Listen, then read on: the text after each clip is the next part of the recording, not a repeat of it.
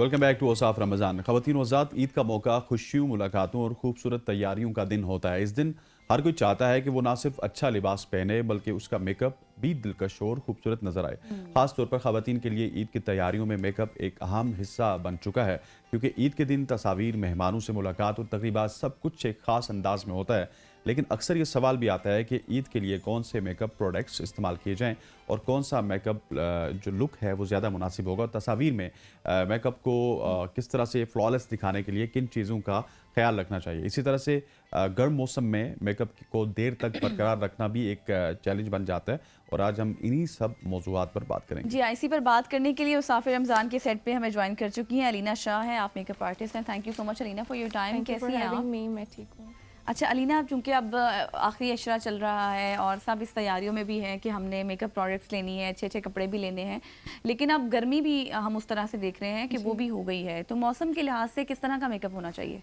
मौसम के लिहाज से आपका मेकअप जो है प्रॉपर्ली सेट होना ज़रूरी है, जिसके लिए आपको एक तो सबसे पहले अच्छा प्राइमर होना ज़रूरी है, जो आपकी फाउंडेशन से पहले लगता है। उससे ये होता है कि आपका मेकअप अच्छी तरह ग्रिप रहता है जो फाउंडेशन कंसीलर आप अप्लाई करते हैं। उसके अलावा एक ट्रांसलूसेंट पाउडर, जिससे आप अपनी टी जोन सेट करें, यानी ये एरिया जो अमूमन ऑयली हो जाता है, और एक अच्छा सेटिंग स्प्रे लाजमी है मेकअप को लॉक करने के लिए। अच्छा अलीना, अक्सर लोग ना ये करते हैं कि बेस के बाद लूज पाउडर का इस्तेमाल नहीं करते। आप सजेस्ट करती हैं कि सिर्फ बेस होनी चाहिए या उसके बाद लूज पाउडर होना चाहिए? नहीं, लूज पाउडर होना चाहिए। आप पूरे फेस पे यूज़ ना करें।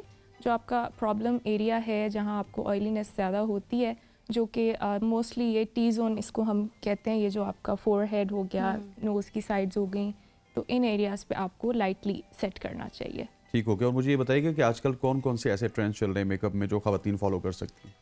मेकअप ट्रेंड्स तो आई गेस नेचुरल और सॉफ्ट ग्लैम मेकअप जो है वो ट्रेंडिंग है, लेकिन ईद के मौके पे मैं समझती हूँ कि हर एक को जैसे उनका दिल चाह रहा है तो लोग उस तरह से तैयार हों, ईद को एंजॉय करें। मेरे पास जो क्लाइंट्स रिक्वेस्ट लेके आते हैं वो यही होती है ज़्यादातर कि सॉफ्ट मेकअप हमें चाहिए, क्योंकि आजकल अब ये डिमांड हो चुकी है ना, नेचुरल और सॉफ्ट जी मेकअप होना नेचुरल, चाहिए। बिल्कुल कॉम्प्लेक्शन जो आपका फ्रेश लगे, नेचुरल लेकिन लगे। अभी भी बहुत सारी ऐसी कम्युनिटी पाई जाती है जो बहुत ज़्यादा बोल्ड मेकअप चाह रहे होते हैं। बिल्कुल, इसीलिए मैंने कहा है ना कि जो आप कैरी कर सकते हैं वो लुक आपको करनी चाहिए। और ट्रेंड आजकल से मेरा ख्याल है हटके। कि इस तरह का भी ज़माना आ चुका है अलीना, कि लोग डिफरेंट चीज़ें कैरी करते हैं। मीन टू से क्योंकि ऐसा नहीं है कि एक ट्रेंड चलेगा तो लोग उसी की तरफ चले जाएंगे। मीन टू से कि डिफरेंट ट्रेंड्स एक ही वक्त में प्रिवेल कर रहे होते हैं। ऐसे तो ही है। आपके लिए भी बीइंग ए मेकअप आर्टिस्ट काफ़ी ज़्यादा डिफिकल्ट हो जाता है कि आप एक ट्रेंड पे नहीं चल सकते हैं, बल्कि वो पुराना ट्रेंड भी आपको कहीं ना कहीं फॉलो करना पड़ता है। बिल्कुल ऐसा ही है। लुक्स जो हैं क्लाइंट्स की प्रेफरेंस के हिसाब से कस्टमाइज करनी होती हैं, and I am always open to client suggestions.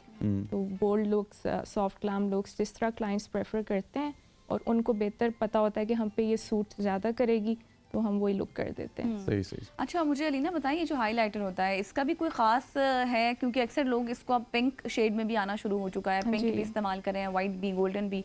आप ज़्यादा कौन सा क्लाइंट्स के लिए इस्तेमाल कर रही हैं? क्लाइंट्स का एक तो आप किस टोन में मेकअप कर रहे हैं, वो ज़्यादा कूल टोन मेकअप कर रहे हैं या वार्म टोन मेकअप कर रहे हैं, उस पर ये डिपेंड करता है। अगर वार्म टोन मेकअप कर रहे हैं तो आप ज़्यादा उसको गोल्ड और शैम्पेन टोन्स में जो हाइलाइटर है आप वो यूज़ करेंगे, और अगर आप कूल टोन्स में कर रहे हैं तो उसमें फिर सिल्वर हाइलाइटर वो ज़्यादा appeal और करना ये चाहिए। जो ईद के दिन होते हैं स्पेशली, मतलब आप अगर पिछले 2-3 साल के ट्रेंड्स को देखें तो ईद के दिनों में क्या कुछ प्रेफरेंसेस होती हैं आपके कस्टमर्स की? यही होती है कि हमारा कॉम्प्लेक्शन जो है ना वो बहुत फ्रेश लगे, नेचुरल लगे, बेस बहुत ज़्यादा ना लग रही हो और ग्लोइंग लगे। हाइलाइटर का इस्तेमाल जो है ईद पे लोगों को होता है कि करें, क्लाइंट्स की ये प्रेफरेंस होती है, और न्यूट्रल टोन्स में ज़्यादा डिमांड होती है मेकअप की। हाँ, लेकिन ईद पे तो चूंकि उस तरह से मेकअप वाले लोग नहीं आते होंगे, वो अब तो खुद ही कर लेते हैं ज़्यादातर लोग जी घरों में। आते भी हैं जिनकी अच्छा। कोई गैदरिंग्स होती हैं, हाँ, फैमिली गैदरिंग्स गैदरिंग्स वाले आते वगैरह हैं, होती हैं। लेकिन उसमें अभी जो अगर हम बात करें, चूंकि अभी रमज़ान चल रहा है तो अभी तो ज़्यादा फेशियल्स वगैरह आपके पास आ रहे होंगे, तो उसमें भी कोई अब ख़ास टेक्निक्स ऐड हो चुकी हैं, या फिर वो जो एक तरीका होता है अब लोग जो खुद घरों में भी इस्तेमाल कर रहे हैं, क्लिनजिंग भी कर रहे हैं, पूरी पूरी किट्स भी मंगवा लेते हैं, खुद भी कर लेते हैं? मैं तो एक्चुअली मेकअप आर्टिस्ट हूँ, तो मेरी एक्सपर्टाइज मेकअप में है, तो मैं फेशियल्स वगैरह ऑफ़र नहीं करती। लेकिन मैं सजेस्ट यही करती हूँ अपने क्लाइंट्स को कि आप अपनी स्किन का पूरा साल ख्याल रखें। सिर्फ ईद से पहले चंद दिनों में जो आप जाते हैं फेशियल्स के लिए, वो उल्टा नुकसान आपको दे देते हैं। और वो फेशियल्स भी मेरा ख्याल है हर स्किन के लिए नहीं होता। नहीं किसी होता। स्किन के लिए आप Skin- क्लींजिंग कर सकते हैं, किसी के लिए आप फेशियल कर सकते हैं। बाजू का अगर आप फेशियल करवा लें तो आप को बड़ी अजीब सी रैशनेस होना हो और जाता है। और ये रेड स्टार्ट हो ईद से जाता पहले जो लोग हफ्ता पहले 2-3 दिन पहले, ये तो बिल्कुल आप ना करें। आप Exactly. कंसिस्टेंटली अपनी स्किन का ख्याल रखें, क्योंकि स्किन जितनी अच्छी होगी मेकअप उतना ही अच्छा लगेगा। बिल्कुल और सही। जैसे स्नैन ने बात की ना कि रेडनेस और रैशेस वगैरह स्किन पे हो जाते हैं, उसमें मैंने देखा है कि एक चीज़ इस्तेमाल, ब्लीच का इस्तेमाल लोग बहुत जी। ज़्यादा करते हैं, जिसकी वजह से उनकी स्किन, तो आप क्या कहती हैं लोगों मैं को? डिस्करेज करती हूँ ब्लीच का इस्तेमाल। मैं पर्सनली भी नहीं करती, क्योंकि आपकी स्किन उससे डैमेज होती है Damage हो और जाती कुछ है। भी नहीं होता। हम्म।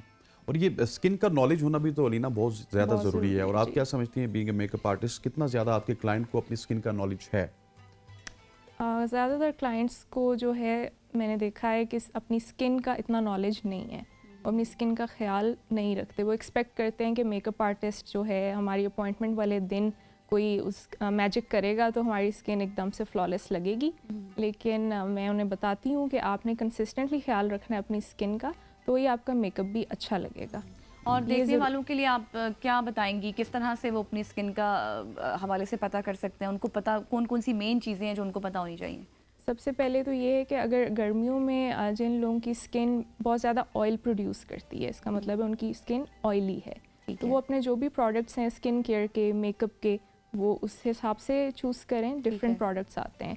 इसी तरह जिनकी स्किन बहुत ज़्यादा फ्लेकी और ड्राई हो जाती है, तो वो अपने प्रोडक्ट्स का इंतखाब उसके हिसाब से करें, क्योंकि आपका मेकअप जो है वो बेशक जितना मर्ज़ी अच्छा प्रोडक्ट आप यूज़ करें, अगर अकॉर्डिंग टू स्किन टाइप नहीं है तो वो अच्छा परफॉर्म नहीं फायदा नहीं करेगा। उसका। और ये जो बाहर का मौसम है, इसमें कौन सी प्रोडक्ट्स यूज़ करेंगे? क्योंकि अब हम गर्मियों की तरफ जा रहे थे, लेकिन हालिया बारिशों ने एक बार फिर हमें जी। थोड़ा सा पीछे ले आई हैं वो।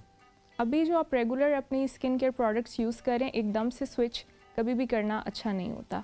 तो आप वही यूज़ करें। आप अपने मॉइस्चराइज़र्स, जिनकी ऑयली स्किन है वो जेल बेस्ड मॉइस्चराइज़र यूज़ करें, लेकिन ज़रूर यूज़ करें। ऑयली स्किन वाले लोग जो हैं बाज़ औक़ात समझते हैं हमें मॉइस्चराइज़ करने की ज़रूरत नहीं है, लेकिन वो फिर मेकअप आपका अच्छा अप्लाई नहीं होता अगर आपने मॉइस्चराइज सही नहीं हो गया किया अलीना, हुआ। Thank you so much for coming. Alina Thank you. हमारे साथ मौजूद थी, जो कि मेकअप के हवाले से बता रही थी और किस तरह से आप अपनी ईद में अपने आप को कैरी कर सकते हैं।